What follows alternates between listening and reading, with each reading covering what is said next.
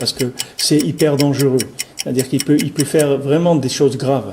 La Torah, c'est exactement pareil. Nos générations, qui sont des générations de gens malades, mais comme il n'y a jamais eu dans le monde, des malades comme il y a aujourd'hui, Bémet, on n'a jamais vu dans le monde. Ça n'a jamais existé. Des fous comme il y a aujourd'hui, ça n'a jamais existé. Jamais on a vu ça.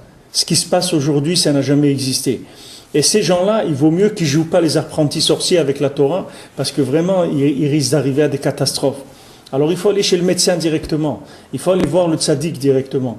Pour ça qu'il dit d'abord, on doit s'attacher à la nekuda klalit.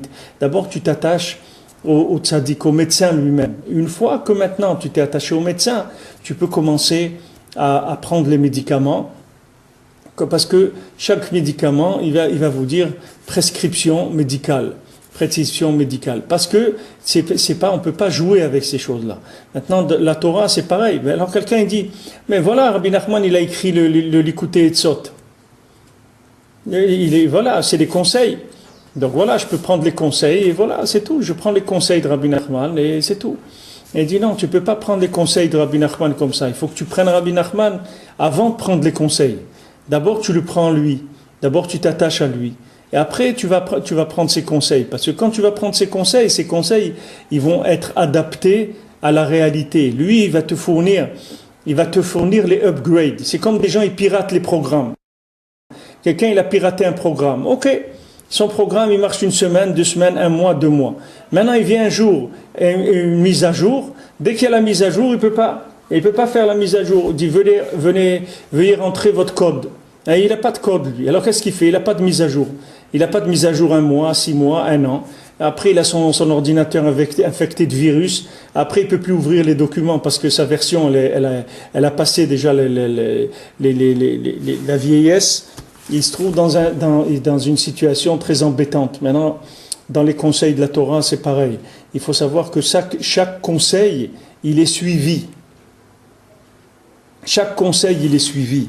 C'est pas le conseil, c'est pas un conseil mort. C'est pas un conseil qu'on a donné une fois et voilà, maintenant voilà, fais, c'est bon.